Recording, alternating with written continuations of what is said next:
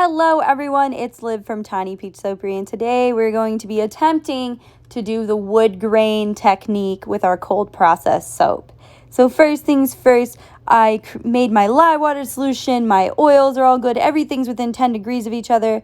I'm just checking that my oils are all blended first, and then I'm going to go in and add my lye solution, which also includes 1 teaspoon per pound of oils of sodium lactate, and I use the sodium lactate from Brambleberry. It doesn't really matter who you use it from as long as you like it, and it is economical for you to purchase. So I'm pouring in my lye water, and I am going to probably hand stir it first. Let's see if I do that. Do I hand stir it first? Do I know myself? There we go. I hand stir in my lye solution, and then I bring my stick blender over and I start stick blending. So when I stick blend, it's a little bit of pulsing and then also just moving my stick blender around with the spatula because I don't want to over blend it and get too thick of a trace too quickly. And so I'm checking for emulsion, which is if you pull the belly of your stick blender up and you see that the oils and the water are separating, that means it's not blended. But once they stay and they're not running away from each other, you're at emulsion. So I have reached that point, and I'm just going to kind of wipe off my stick blender here, put it down. Now I'm just going to hand stir it and kind of bring it to that real light trace. I like to hand stir my soap because I feel like it gives me a lot more control over the batter, and I only make, at most I make 4 loaves at once, so it's really not the end of the world for me. I'm not making giant slab molds where that would be really inconvenient. Now I'm going to go ahead and add my fragrance in. The fragrance I am going to use today is Pheromone from Nurture Soap. I 100,000,000,000% recommend it. It does not rice. It does not accelerate. I don't think it discolors. I'm pretty sure it doesn't discolor at all. I use dark colors in this one, so I wouldn't know, but according to their website anyway, it doesn't discolor, and I love it. So now I am splitting off my batter into my measuring cups that I use to pour. Nothing really gets measured with the actual sides of the measuring cup. If it gets measured on a scale. If you're making soap, you need a scale. I'm sorry. Just invest the money. It's so worth it. I have the KD 8000 and I love it. So in my measuring cups, I already have mica that has been mixed in and dispersed with some of my base batter. So pretty much what that means is whenever I melt my oils down, I just take some of that oil and I put it in the cup. And then I go ahead and mix the mica with it. And that way it doesn't add extra oils into my recipe.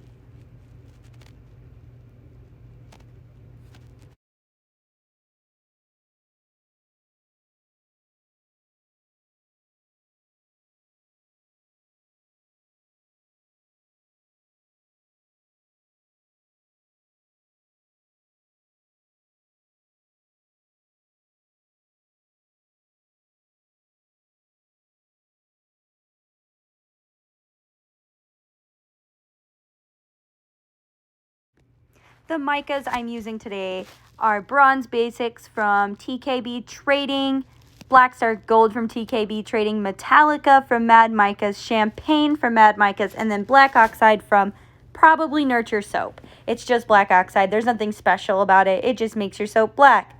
So I have those getting mixed up now, and part of the batter I wanted to be more of a highlight, but I didn't want it to be straight up white, so that's why I added Champagne from Mad Micas, because it just adds that little bit of color and it doesn't look like I just left the soap batter uncolored. So yeah, we're gonna mix this up and go from there. Now that I have these all mixed up, I'm going to transfer the Black Star Gold into my funnel pitcher. I wasn't quite sure which one I wanted to be the base color, which is why I waited to put it in the funnel pitcher, but I decided that the Black Star Gold is the one I want as the base. And so I'm going to put that in there and give it a little bit of time to set up so that I can layer the other colors on top. But spoiler alert, I didn't wait long enough. And I probably should have just stick blended it, but I didn't do that. Instead, I started doing dishes, and I didn't want to dirty the stick blender again.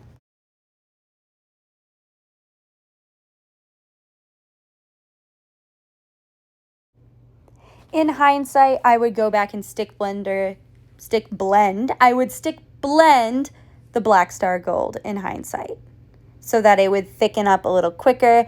I was going in and stirring, but this fragrance oil behaved so well that it did not anywhere near accelerate my trace. So now that I am ready to put it in the mold, I am going to give everything a stir and get the mold set up. So I have the mold set up here on a towel just to prop it up and kind of make it lean a bit. And then I'm going to go in and add these colors on top of the Black Star Gold. This one is the Bronze Basics, I think. Let's see. I have to see what the other one looks like first.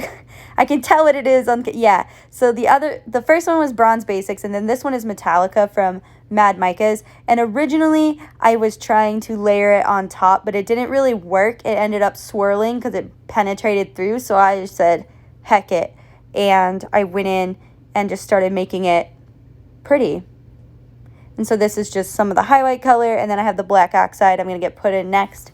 And then from there, I'm going to start pouring into the mold, and I'm going to pour down the side of the mold, and it's just going to look really, really cool.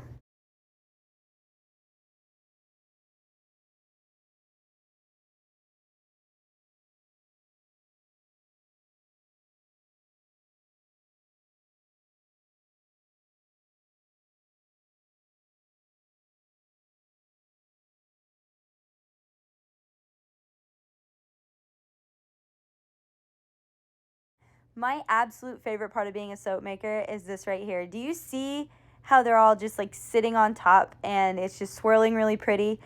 That is my favorite thing ever. So let's get it in the mold.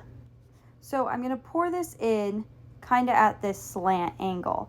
And if I had done this properly, I would be pouring a little slower, and you'd be able to see where the lines go in for the quote unquote like wood grain effect. And so I'm just kind of pouring, and I'm kind of bunching up in some areas the way like the knots in the wood would be. The knots in the wood would be. And I'm just going to fill my pitcher back up and keep on going.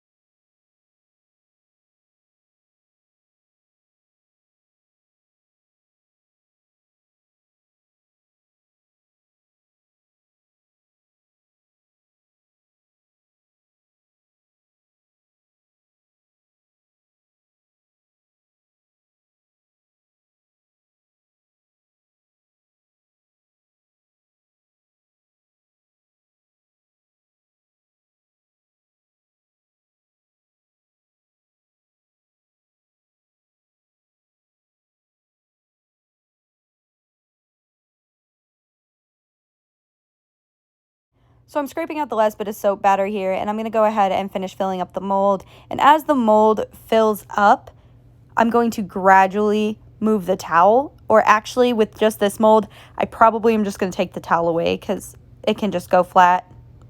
It doesn't need to be a gradual thing. It wasn't propped that high up to begin with, but as you can see, I made a giant mess, so we're going to make that mess go away, and then we're going to finish filling up the mold.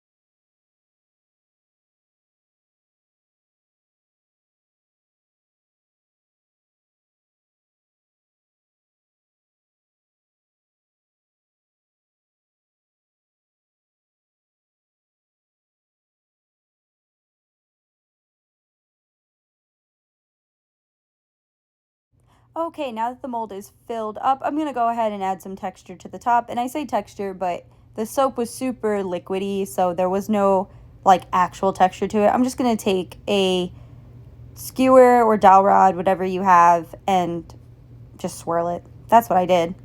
And I like it. It's pretty. And now I'm going to go and wrap it with cling wrap and then pop it in my oven. I preheated my oven to 175 degrees and then turned it off, which is the most important thing. Please remember to turn your oven off. And then put your soap inside and take it out in the morning. Okay, now it's the next day and I've taken the soap out of the mold. This is probably about 16 hours later. And I'm going to take the end off there because I don't like the end pieces. It's like the end piece of bread. I don't like it. And here we go. It's not quite a wood grain, but it's still really, really pretty and I'm really pleased with it and it smells amazing. It did get some soda ash on it, but that's no big deal because after I bevel the bars and clean them up, I'll go ahead and steam them to make them nice and glossy and shiny.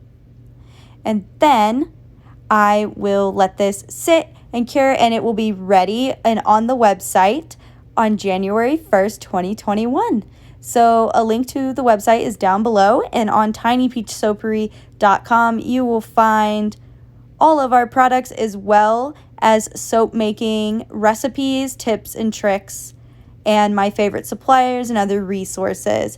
I really hope you enjoyed this video and thank you so much for hanging out with me. And if you like this video, go ahead and like, comment, and subscribe, as well as ring that bell button so you get notified when I upload. And I will see you guys in the next video. Bye!